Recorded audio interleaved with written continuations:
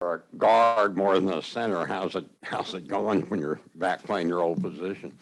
It's like I never left, you know. You just gotta, it's like riding a bike, pick it back up and go back to center. Not too much changes when you're in the middle. You talk a little bit more at center. Psychologically, was it hard at all when they kind of gear you to be a guard rather than a center? Definitely, it's definitely a little different because guard, I think you can be a lot more violent, a lot more physical, and I like that. Center, you have to make the calls, and you have to, you're in the front of the line, so you have to be ready to take some hits and also just get back off the line so you don't get picked. They've been going okay. Yes, sir. You guys are 2 of 4 starters from 2019, and across the line, you guys averaged like 293 pounds, and now you're up to 325, I think. Yeah. 318, I think is the number. 25 pounds bigger per man. You guys are both bigger than last year. What has that added weight done for you guys? And I guess, do you wish that you'd been bigger before? Absolutely. It makes the game a lot easier being heavier. Like, it sucks looking back and being like, we wanted to be smaller so we can move better, when it's like, we're probably moving better now when we're heavier. And like, you're not going to be able to move anybody weighing 270, 280, 290, but you're going to move someone weighing 330, 320, 315. What about those young guys? You got some guys that came in and they're already, some of those guys are like 350 right now. Yeah, they recruited some big boys. I'll say that. They definitely did. But yeah, those guys work hard too. And Devin Manuel been working on trimming down some of his weight, and he's done a really good job so far this camp. Same with, Terry's just came in looking good. Yep. And he's done a superb job with what he's had to do. And yeah, those guys, all of them been great.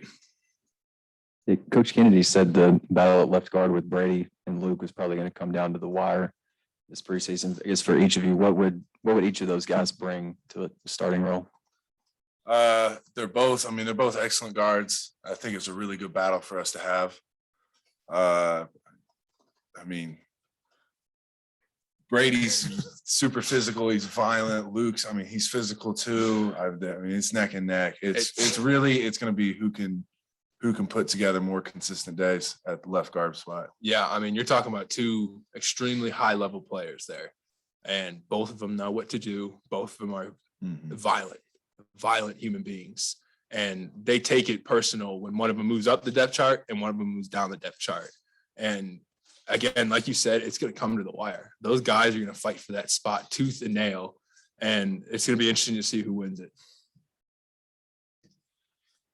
Hey guys, for both of you, what, with all the starters back and guys who have been backups have played, what level of improvement should we see from the line this year?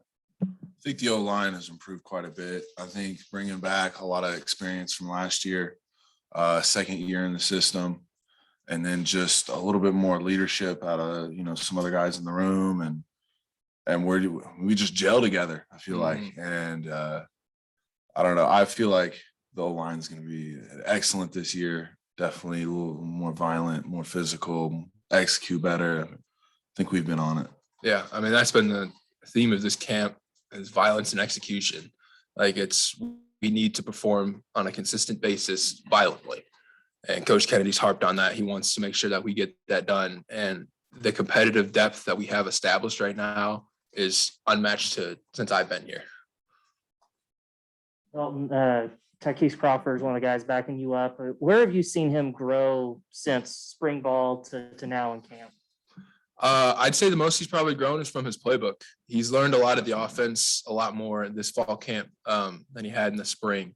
And it's made him a lot more dangerous out there. Like, he knows what he's doing. He's able to get out there and play a little faster now. Like, if you don't know what you're doing, you're not going to play fast. And Tykees knows what he's doing, and he's out there. Like, that's probably one of the biggest improvements I've seen, that he's able to make all these different calls now and understand defenses and stuff. And he's had a great camp so far.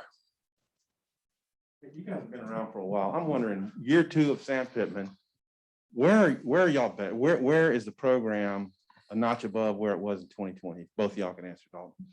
I think we took that, as corny as it sounds, like, we took that blue collar chip to the next level. Like, guys come in and work hard every single day, and Coach Pittman talks about it every single day, about that blue collar chip, like how much we want to outwork our opponents and our violence, physicality, effort, execution, toughness, all of that is going to help us win this year a lot. And last year it was getting that blue collar chip. This year it's progressing the chip. Yeah, I mean, the work ethic on the team Yeah. has definitely gone up with Coach Pittman. I think and it's more than just work ethic. You can work hard and not do things right, but it's working hard the right way. Absolutely. Even from the weight room to the field to, if, you step on the line during a run and you weren't supposed to, well, then you're going to jump off sides on defense. So just the work ethic in that way too is definitely taking a step up. When I walked out to that first practice, I was like, who is that guy yelling? And it was Coach Kennedy.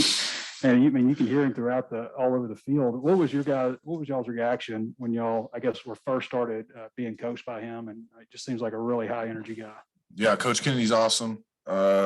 Also, I mean, how can you be a coach if you're not yelling at your guys? You know? Absolutely.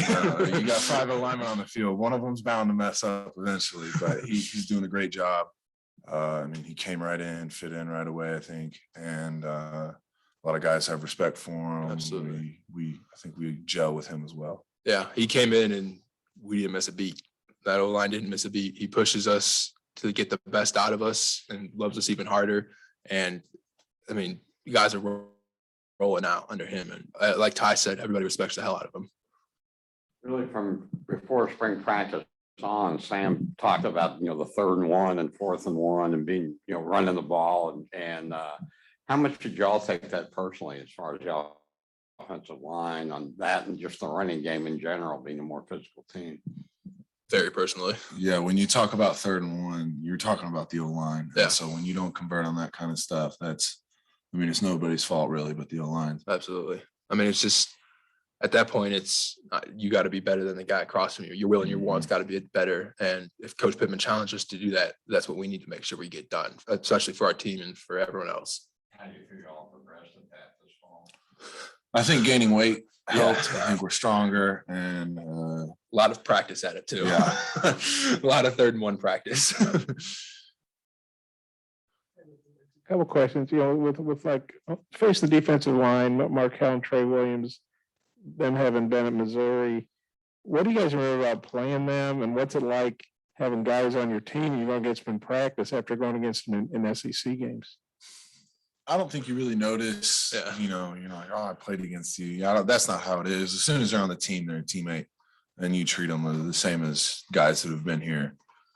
They've both been great additions. So is John, who transferred from Illinois State. Yep. They've all been great for the D-line. Definitely added some depth. Markel, especially, man, he's a guy that goes in every day working his tail off. I mean, those 3 guys go in head down working, but especially Ridgeway and Markel, like those guys bust their butts in there. Mhm. I never watched tape of Ridgeway, but I imagine at Illinois State he must have just dominated at that I level. can imagine he did. What kind of player is he, and what impresses you about him? He plays that head up nose. He's a big guy, and he will just try and bulldoze you over. Yeah. So you better hold your weight against him, or else you'll be going back in the backfield. Very physical player. Speed too.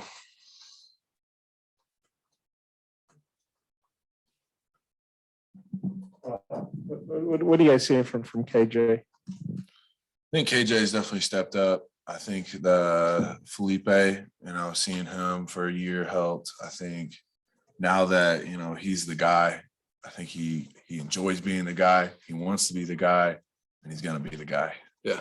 KJ's really taking that spot to heart, and he's taken a huge step in his leadership from the offseason, from spring ball to now, and even throughout camp. He's had a hell of a camp so far. You guys rip off each other better than any 2 we've had up here all camp. So Yeah, we've played next to each other for a couple games. Saturday, the scrimmage. What was your assessment of what happened Saturday? And then what do you need to be better at this coming Saturday? Tempo was great on Saturday. We moved the ball fast. We moved the ball well in the tempo periods. When we slow it down and we get into more situational periods, we got to pick it up and focus more, lock in more on those 2 areas. But our tempo periods on Saturday, they were rolling. Yeah. Yeah. I mean, tempo is, It's the way we play. it's definitely tiring, but it also tires out the guy on the other side of the line. And then they start making mistakes. They can't twist, they can't blitz, they can't, run certain special coverages or anything. And it only helps us out more. Mhm. Thank you, guys. Thank you.